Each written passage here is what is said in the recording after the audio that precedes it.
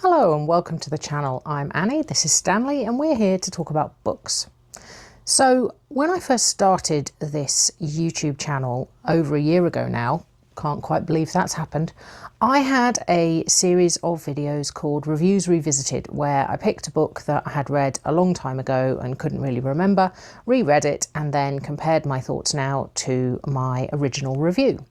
And at the start of this year, that series started becoming less enjoyable to make, shall we say. I had several DNFs in a row. It's the set of videos that takes the longest time to prep for and film, and it seemed to be getting the fewest views. So that combination suggested to me that it probably wasn't a great one to carry on with. So for the last few months, I've been doing other videos for the latter half of the month in my posting schedule. But I've got some extra space in my reading schedule at the moment, and I thought, why not have a look at my list of books that I was planning on doing for Reviews Revisited and see if anything jumps out at me. And something did.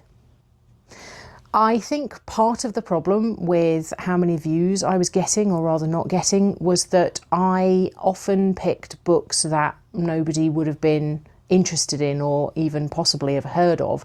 And even though I myself often watch videos about people reading books that I have no interest in and have never heard of, that apparently doesn't seem to be the case for the wider booktube audience. But I have found one. Something jumped out at me because I rediscovered that a book is coming out later this year which is a follow-on from a series that I read quite a few years ago and really enjoyed. And that is the Villains series by V.E. Schwab. I don't know exactly when these came out, but it's quite a few years ago now. And I think the fact that I managed to get this really beautiful slipcase edition of the first two secondhand suggests to me that whoever created this edition with the beautiful slipcase wasn't expecting there to be a third one in the series when these originally came out, and neither was I. I don't remember. I think it kind of does resolve the story in the second one, but I don't really remember. I do remember that it's near future or contemporary set story about two young men who are friends at university and do some experiments that I believe give them superpowers, and then it extrapolates from there. Their relationship becomes very contentious. I think they become rivals and enemies, and then one of them, I think, is working for the government later on, which is for a department that is controlling people with powers, and the other one is rampaging around doing terrible things, and the first one is trying to hunt him down. That's about as much as I remember, but I do remember really enjoying both these books, and I was very excited to discover that there's a third one coming out. I think it's in October, so I was hoping to reread these a bit later in the year, but we are where we are, and I'm just going to go with it because they fit into my upcoming schedule. I've got the time, I have the motivation. Stanley's excited. I know you can't tell, but he is, I promise you. So we're going to give these a go. So this video may well be a bit longer than usual. I mean, I'll try and keep my thoughts and feelings fairly succinct, but we've already had an incredibly rambly opening to the video and we haven't even made the tea yet. So bear with me. I hope people will be excited to discover my thoughts and feelings about these books, because I know they're very popular and I'm sure lots of other people are excited that the third one is coming out. So first of all, I'm going to go and make some tea, and then I'm going to settle down and start reading Vicious. I'll come back when I'm about halfway through and then also do thoughts at the end of that one, and then I'll come back when I'm halfway through Vengeful, and then at the end, and we'll also compare my thoughts now to my reviews whenever it was that I originally read them. So there we go. Let's go make some tea. So back at the tea drawers, one of my favourite places in the flat. Let's see what the choice is for today.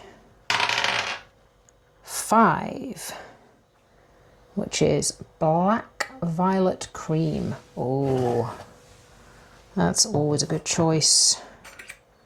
I think we've got more black tea in my drawers than anything else at the moment, which is a bit of a problem because I'm trying a little bit to reduce my caffeine intake.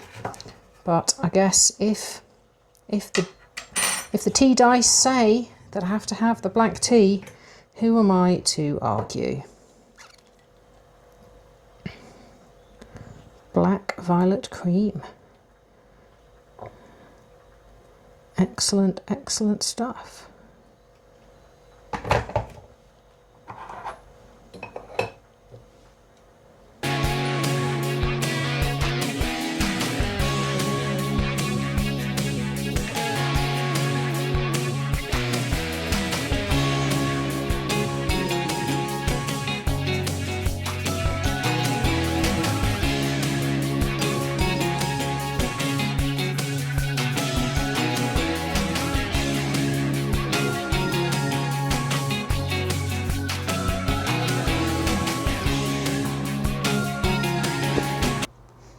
So I am back. I've actually finished Vicious by V. Schwab. I had a free weekend and I just powered through it. It took me just over a day. So yeah, I was coming straight off of 4 DNFs in a row.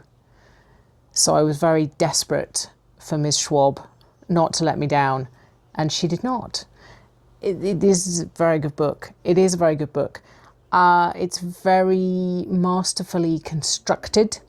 It's a very complicated jigsaw with lots of different timelines going on, building up the background to the story alongside the present day, as it were, events. And it works really, really well the way that it's put together. There were a few times where I was thinking, I would like to know more about this, or I would like more about this character, or more insight into such and such a thing, and then that would happen in the next chapter. So yeah, she knows what she's doing, does V. Schwab. It's very clever. The characters are very layered, very complex. Obviously, it's the villains series, and Victor and Eli, the two main protagonists, are not particularly nice people. There's a quote at the start of the book, I can't remember who it's by, which is something about the battle isn't between good and bad, it's between bad and worse. And I'm assuming Victor is the bad and Eli is the worse, but Schwab does what is quite difficult to do successfully, but definitely the way to get people to be interested and find these kinds of characters compelling, which is to not have the reader agree with what they do, very much not, but at least understand it. And that is very well done in this book across all of the characters, I would say. There are some weaknesses. I mean, it's not a perfect book, but then what book is a perfect book? What would be a perfect book? I don't know. But yeah, there are a few cliches in the background of the characters that was a bit disappointing. There's a couple of aspects of the world building that don't make a huge amount of sense. There's a lot of coincidences, and there's some lampshading because Victor at some point actually points out in his own thoughts that it's a bit ridiculous that all of the coincidences have happened and brought them all to this particular place and this particular time. And then there's an aspect which is, if there were as many people with abilities running around as there seem to be, based on the search matrix that they put together, it would be almost impossible that it wouldn't be common knowledge that people are running around with special abilities. And there is an attempt to explain that. Eli, in one of his chapters, has an attempt in his thoughts to explain that, and I don't know that that necessarily works. And also, one of the abilities that one of the characters has does necessarily kind of diminish the tension in a lot of ways. But having said that, The pace is excellent. I'm a very big fan of clear time and place labels, and every single chapter has what time period we're in relation to a particular event that's going to take place and where we are. And I love that. Love it. Very good.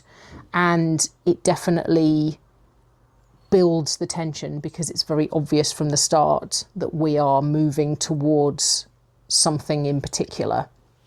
And interestingly, the events, as the events slow down, the tension actually increases. So the timing on the labels of the chapters, the gaps between them get bigger as we move towards the climax, and that actually serves really effectively to increase the tension and the suspense. So it's very, very well put together. What else did I have to say, Stanley? You were there. What else did I write down? I can't remember. I very much like Mitch, who is Victor's cellmate. I very much like Sydney, who is the little girl who gets involved in the whole story. There's an awesome dog, although the dog's not in it as much as I would have preferred. Yeah. I think that the progression that Eli undergoes towards his eventual fanaticism is very well drawn and very well portrayed and very credible of how he ends up where he is, and with the very delusional, admittedly, attitude that he has and the way he justifies his actions to himself is very clever. We don't get his perspective or his partner's perspective until the second half, which is interesting because we've had an awful lot of information about them and they've been in the flashbacks but not actually on the page in the present day of the story until the second half. And that's really interesting because the reader has already built up a very strong impression of who they are, how they are viewed by the other characters we get the perspective of, and how they impact the story. And then it is very interesting when they do get viewpoint in the second half, and how that changes the way you feel about them. Generally speaking, it's just very well written, very well put together. I did remember thinking at the time I originally read it that it was very good. Didn't engage my emotions as much as I would have preferred, but I'm finding that quite a lot with books. I don't know whether that's a me problem rather than a book problem, but then I have had 5-star books recently that have made me cry, or that have had me kicking my feet, as it were. So books are engaging my emotions, but not perhaps as much as I would like them to. So I don't know whether that's the books or whether it's me. But anyway, it's quite difficult because Victor and Eli are bad guys. They are. I mean, there's no two ways about it. Schwab does a very good job of getting us to connect with them and become invested in them and tap into our natural curiosity about these kinds of characters and the way that bad boys, for want of a better phrase, can be made appealing and can be very compelling and charismatic and engage our interest. She does that very well, but I didn't feel for them emotionally so much. I did feel for the dog, and I felt for the little girl, and I felt for Mitch, but they're not a massive part of the story. I would say at least sort of 70% of the book is either Victor or Eli's perspective. So it's difficult to engage the emotions with that kind of narrative. But it's very clever. The ending is quite satisfying. It feels complete, but then there were 4 years between this one and the next one being published. And then there's going to have been, 8 years between, 8 years between the second one and the third one being published. So I don't know whether that was actually the plan or whether V. Schwab just went, oh, actually, maybe I'll go back to that series and see what else I can do with it. I don't remember what happens in the second book at all. I remembered bits and pieces of this as I was going along, but it was still an enjoyable experience, as I've demonstrated by reading it in just over a day. I would give this solid 4 stars. good book. So let's see what I said in October 2019 when I read it the first time around.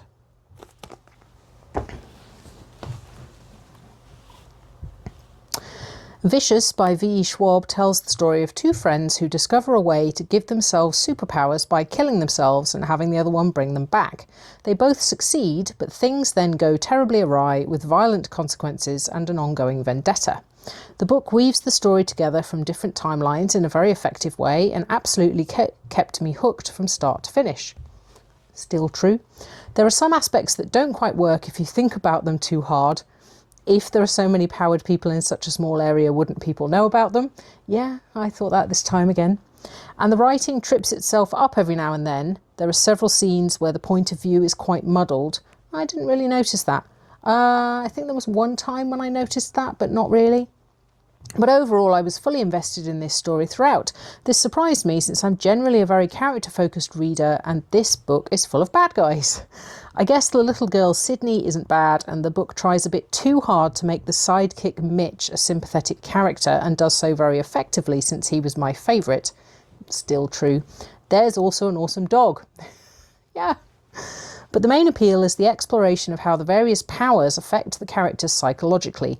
Oh, that was one of the notes that I wrote down this time around. One of the best aspects is how the different powers that people have affect them and their lives and their attitudes to things. And I think that is, yeah, the main appeal. It's very, very well done. I particularly liked the portrayal of Eli's relationship with Serena. Everyone does whatever she tells them, and the fine line they tread between love and hate. Yeah, it didn't really grab me this time around. All the interrelationships were interesting, as well as the individual characters' thoughts about the nature of their power and what they might possibly have lost in gaining it. Yeah, that's definitely true. The ending was a bit anticlimactic. And I can't see how the sequel can be anything other than basically the same story over again. Yeah, but I'm intrigued enough to read it and find out. Also still true. Yes, so very much the same, apart from a couple of bits here and there which were different. Gosh, eloquence not in my bag today. But yes, pretty much. I have the second one right here. I think I'm probably going to go straight back to the beanbag and dive in. It's going to take me longer to get through this one because it's 250 pages longer book. And also it's Sunday today, so I had yesterday and today completely free to read, and that's not going to be the case for the upcoming week. So probably going to take me a little bit of extra time to get through this one, but I'm keen to dive straight in. Yeah, so I will do that and then come back to let you know, possibly with a halfway update, but we'll see how it goes.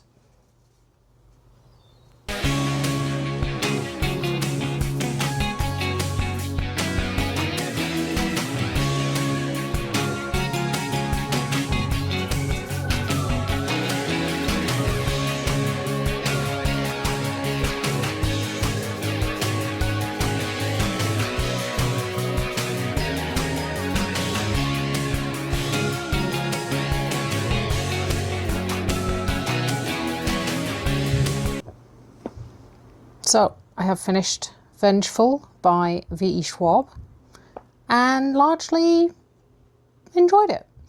I would say it follows a very similar structure to the first one. You've got a particular time and place delineated by the chapter headings, which say 4 weeks ago or 4 years ago or whatever. So you're always building towards a particular time, and the gaps between the chapters in the present day of the story get larger as the deadline approaches. So whilst the time slows down, the tension ramps up. And the past of the story in this is filling in the gaps of the 5 years between when the first book finished and the second book starts. You've got various viewpoint characters. There's 2 or 3 new characters, along with all of the ones who survived the last book. And I thought the new characters were interesting. And one of them became my favourite character in the book. And I shall be interested to see if that character is in the upcoming third instalment. It also has a fair few cliches in the background to the characters again. There's a lot more about Eli's childhood and background, and it's very cliche. And the long section, so instead of it being jumping around between different viewpoints, you tend to get long sections of multiple chapters with one character, and then long sections of multiple chapters of another character. And whilst it was interesting to find out about Eli and catch up with what he was doing, his sections didn't really have any emotional punch because I didn't really feel anything for him. He's very much not a sympathetic character, and even though the stuff from his background was probably designed to make us feel for him, it didn't really work for me because it was a bit overdone. But one of the things that is really good about this is that there are now multiple factions and more groups of extraordinaries, those with powers, working together. So the best thing about this was the exploration of how different powers could interact with one another, support one another, destroy one another, and how all of that works out when they start trying to work together. It, again, like the first one, had a similar problem of, if there are even more EOs now, how they're not common knowledge, because people would be seeing people doing weird and wonderful things all the time. It's very violent. The body count is massive, more so than I think even the first one. But it's the kind of book, it's like those TV shows where hundreds of castle guards fall off the battlements and nobody really cares. Because the kind of story it is, the violence and the deaths don't really land. And you're always kind of wondering, well, are any of the consequences of this ever going to be truly permanent because of certain things that are possible in this world? The ending was a bit nebulous, but I guess that's fine. I don't know whether I found it a satisfying conclusion the first time around. We'll find out, I guess, when we read my review in a minute. Because at the time, I didn't know a third one was coming. I don't know that anybody knew a third one was coming, and it's been 8 years. So it's, quite a while. So yeah, it's a good book. It's well written. Aspects of it engaged my emotions more than the first one. I think purely because all of the relationships were already established. I was already connected to the characters, so the ones that I liked by the end of the first book, I started off liking at the start of this one. Sydney's arc was interesting and still has places to go, actually. But it was very drawn out. She didn't get much page time as a viewpoint character, and every time it was her chapter, she was doing the same thing over and over again, so it got very repetitive. I'm going to give it 3.5 stars. It's a good book. I enjoyed it. I am definitely going to buy the third one or obtain somehow the third one when it comes out. And I will be interested to see where it goes and why Schwab is returning to this world after such a long time. So yeah, let's now have a look and see when I read this before and what I thought then.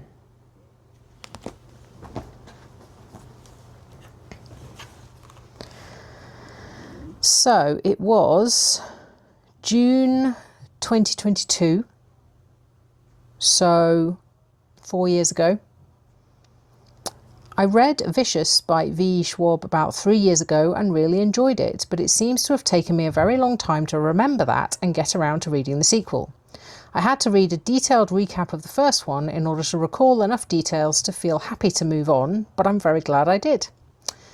V.E. Schwab somehow manages to make this story immensely involving from the start, even though every single character very much represents shades of grey, and several of them are downright evil, but I found them all fascinating and very engaging, even if not likeable.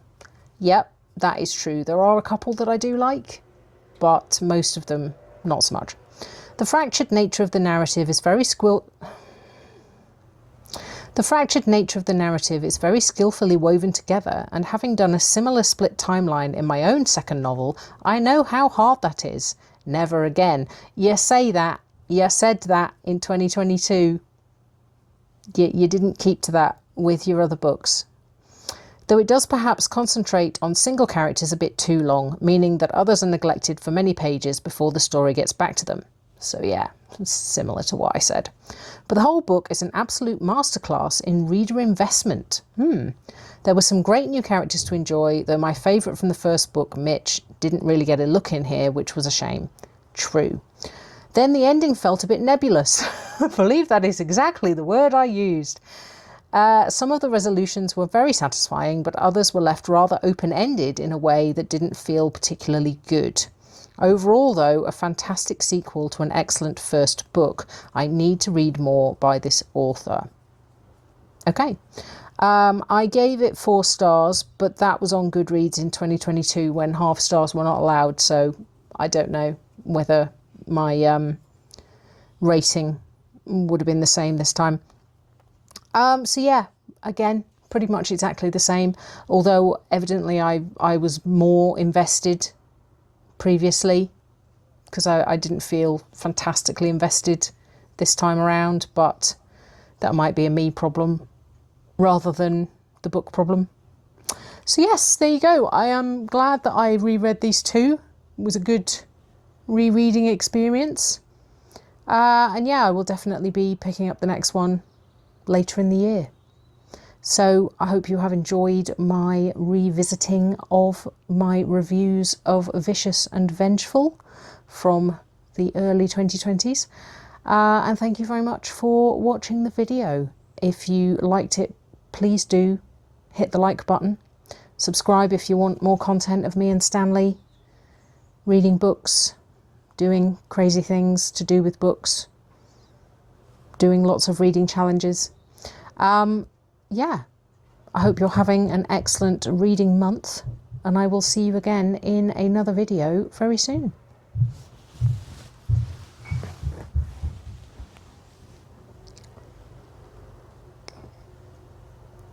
Bye for now.